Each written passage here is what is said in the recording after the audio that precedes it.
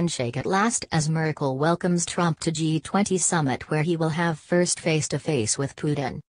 German Chancellor Angela Merkel offered the U.S. president a firm handshake on Thursday as they met in Hamburg for a bilateral summit, holding the pose for several seconds as cameras snapped around them to make sure the media captured the friendly gesture. A meeting at the White House in March when President Donald Trump missed several verbal and situational cues and did not offer Merkel his hand. Merkel shot her hand out toward Trump today as they stood before a G20 backdrop at the Hotel Atlantic Kempinski so that it was clear what she wanted. He did not botch the greeting again. The two leaders made small talk that was inaudible to reporters as photographers snapped pictures of them conversing. Merkel then led Trump away so that they could speak frankly about trade, climate change, and a host of other topics, including Russian aggression, behind closed doors. Trump arrived in Germany just before the meet and greet for an intense two-day stretch at the G20 summit that will put his diplomatic prowess to the ultimate test as he sits down with Russia's president, a former KGB spy, for the first time. Trump browbeat Russia earlier in the day, from Poland, for its destabilizing activities in Ukraine and elsewhere and its support for hostile regimes including Syria and Iran, and urged Vladimir Putin's government to join the US and its allies in the fight against violent extremism. But he refused to pin election hacking last year in the US on the Kremlin, saying he thinks it was Putin's government, but it could have been other people in other countries. The meeting between Trump and Putin is the most anticipated of the bilateral talks on the American president's schedule. Sanctions, election meddling, the fighting in Syria and Russia's invasion of Ukraine are all on the table. The meeting with Merkel this afternoon could also turn terse as they speak about Trump's dramatic exit from the international climate accord known as the Paris Agreement shortly after he and Merkel were last together on trade relations. A mishap on Trump's previous trip to Europe led to a mistranslation of his condemnation of the United States trade deficit with Germany. Word quickly spread that the U.S. president had called the World War II opponent that is now an ally evil when he really said that its trade practices were bad for the U.S. Germany is part of the European Union, which means that Trump cannot negotiate a trade agreement with Merkel directly. He cannot negotiate a new climate deal for the U.S. with her unilaterally, either, but both topics will most certainly come up.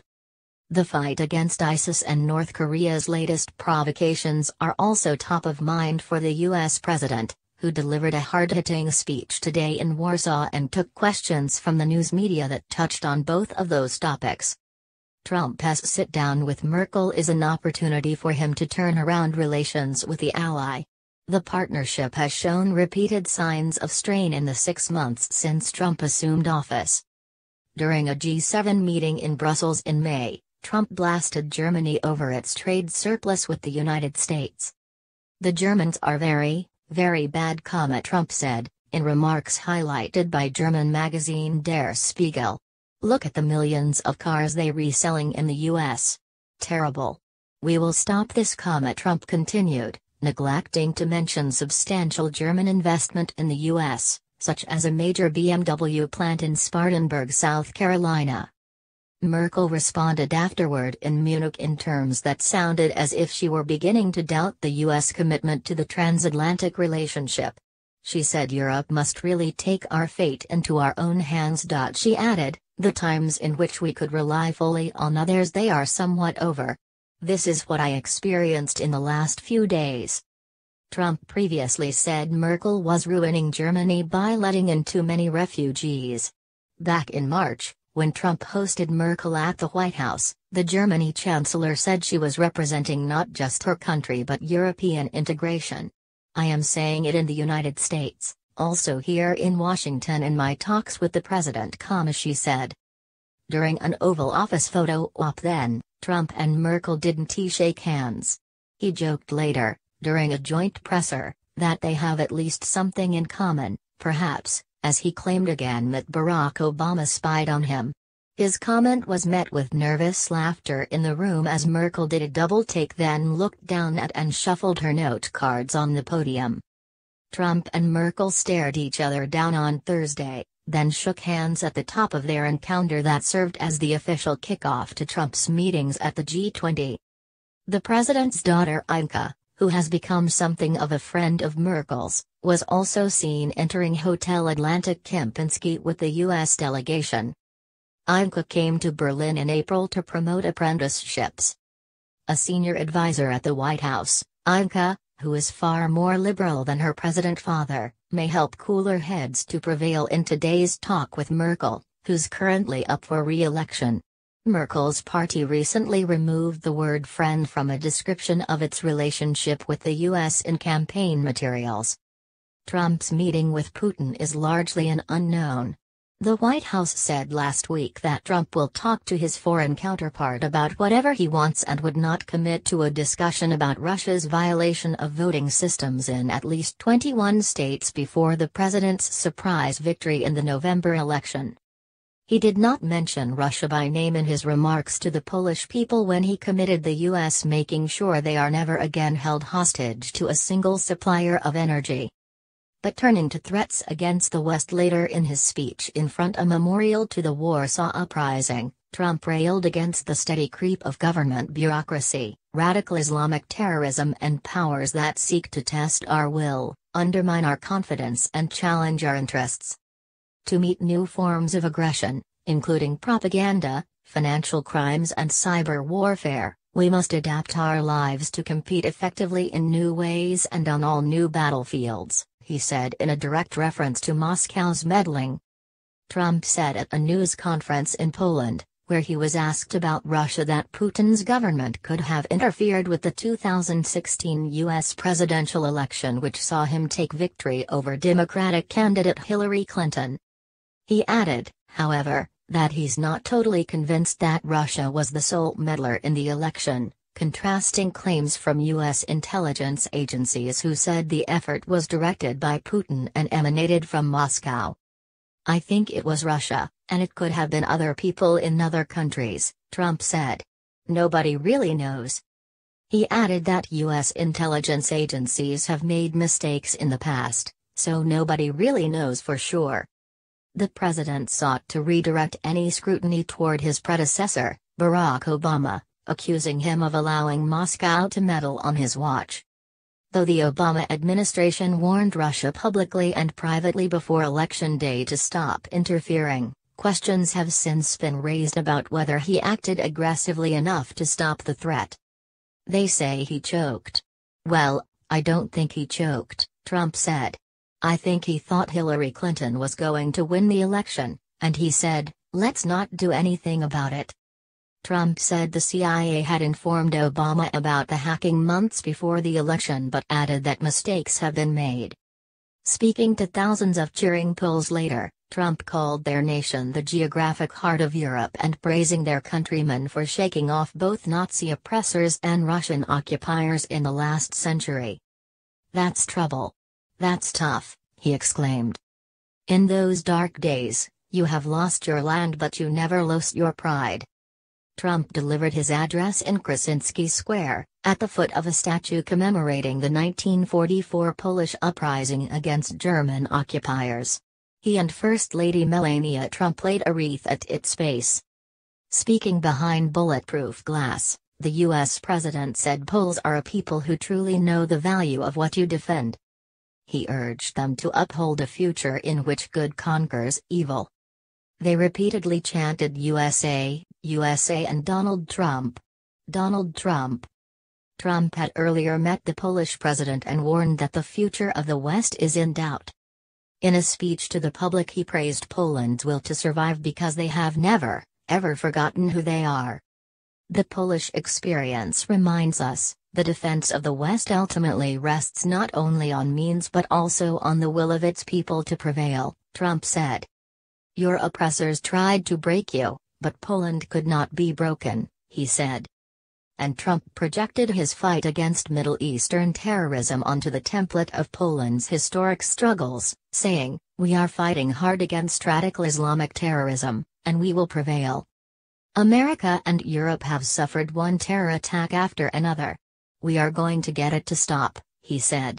While we will always welcome new citizens who share our values and love our people, our borders will always be closed to terrorism and extremism of any kind. The president urged European nations to commit more of their money to NATO, as he said the organization's Article 5 commitment to mutual defense is an ironclad guarantee. Words are easy but actions are what matters, he said. Europe must do more. Europe must demonstrate that it believes in its future by investing its money to secure that future. At a press conference following his private talks with Andrzej Duda, Trump said North Korea would face consequences for its intercontinental ballistic missile test. He also admitted that Russia could have interfered with the 2016 election and vowed to work with Poland on addressing threats from the country. Trump's whirlwind visit to Warsaw came just before a meeting with Putin. He will travel next to Germany for Friday and Saturday's G20 summit, where he will sit down for talks with the Russian leader for the first time since taking office. Trump's appearance alongside the Polish president will go down badly in Russia. Trump's visit to Warsaw was coordinated with the Three Seas Initiative, which is a new 12-nation trade and economic bloc organized in part to limit Russia's power, especially in ways that diminish its dominance in the region's energy markets. To the citizens of this great region, America is eager to expand our partnership with you. We welcome stronger ties of trade and commerce as you grow your economies, Trump said in his Krasinski Square speech. And we are committed to securing your access to alternate sources of energy, so Poland and its neighbors are never again held hostage to a single supplier of energy. North Korea's ballistic missile test the day before Trump left the U.S. moved the threat posed by Kim Jong-un's illicit nuclear activity up to the top of the American president's list of shared threats. At his joint press conference with Duda, Trump called on the global community to ensure there are consequences for Pyongyang's belligerence and warned that he is considering a severe response. I call on all nations to confront this global threat and publicly demonstrate to North Korea that there are consequences for their very, very bad behavior, he declared. I have pretty severe things that we're thinking about, Trump said, but added, that doesn't mean that we'll do them. Trump later said that he was working with Poland on addressing threats from Russia and reiterated his calls for NATO members to meet their financial obligations. Trump said that as a result of his administration's pushing, billions of dollars have begun to pour into NATO. In fact, people are shocked. But billions and billions of dollars more are coming in from countries that, in my opinion, would not have been paying so quickly. To those who would criticize our tough stance, I would point out that the United States has demonstrated not merely with words but with its actions that we stand firmly behind Article 5, the mutual defense commitment, he said, checking an important box in his remarks for European leaders who have worried about that his pay up, or else, warnings meant the U.S. was rethinking its involvement in the international organization. Trump heaped praise on Poland for paying up. He told the Polish people, "You were supported in that victory over communism by a strong alliance of free nations in the West that defied tyranny. Now, among the most committed members of the NATO alliance, Poland has resumed its place as a leading nation of a Europe that is strong, whole, and free. A strong Poland is a blessing to the nations of Europe, and they know that. A strong Europe is a blessing to the West and to the world." Noting the 100th anniversary of America's entry into World War I, which he will celebrate formally next week in Paris, France, Trump said the transatlantic bond between the United States and Europe is as strong as ever and maybe, in many ways, even stronger. This continent no longer confronts the specter of communism. But today we in the West, and we have to say there are dire threats to our security and to our way of life, he said. You see what's happening out there. They are threats. We will confront them. We will win. But they are threats. Trump's ongoing media war has tended to overshadow talk of his domestic and foreign agendas, a condition he could ill afford as he launched his second diplomacy tour in 6 weeks. He took a question Thursday about a domestic tempest that developed this week over a video clip he tweeted on Sunday, depicting himself body slamming a pro wrestling mogul whose face was superimposed with CNN's logo. CNN quickly condemned the tweet and assigned a reporter to find out where the viral meme originated. By Thursday, the network was under fire for allegedly threatening to reveal the name of a person it said created the video. But CNN appears to have gotten it wrong, using the wrong version of the doctored footage as the basis for their interview with the unnamed man. "I think what CNN did is unfortunate for them," Trump said at the press conference. "As you know, they have some pretty serious problems. They have been fake news for a long time. They have been covering me in a very, very dishonest way." Trump then turned to Duda and asked, "Do you have that also, Mr. President?" To which Duda shrugged. "What CNN did, and what others did, NBC is equally as bad, despite the fact that I made them a fortune with The Apprentice, but they forgot that," Trump said. "What I will say is that CNN has really taken it too seriously, and I think they've hurt themselves very badly, very, very badly. And what we want to see in the United States is honest, beautiful, free, but honest press. We want to see fair press. I think it's a very important thing. We don't want fake news. By the way, not everybody is fake news. But we don't want fake news. Bad thing. It's very bad for our country." Following the press conference, Trump attended a meeting of the Three Seas Initiative. The group includes leaders of the Baltic, Adriatic and Black Seas nations and aims to expand and modernize energy and trade with the goal of reducing the region's dependence on Russian energy. While at the meeting, Trump pledged that the United States will never use energy to coerce Eastern and Central European nations, adding that the United States won't allow other nations to coerce them either. Trump said he's proud that the region is benefiting from U.S. energy supplies.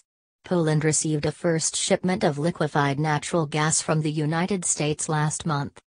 Trump noted the region's special significance to him. His wife, Melania, is a native of Slovenia, which belongs to the group. He then claimed that everyone is benefiting from the thriving U.S. economy except for him. He bragged of recent stock market gains, but said, "Personally, I've picked up nothing." "That's all right," he said. "Everyone else is getting very rich. That's okay. I'm very happy." Trump gave his 2 adult sons and a senior executive control of his global real estate, property management and marketing empire when he took office in January. But Trump did not divest his businesses. Instead, he placed his financial assets in a trust that he can seize control of at any time.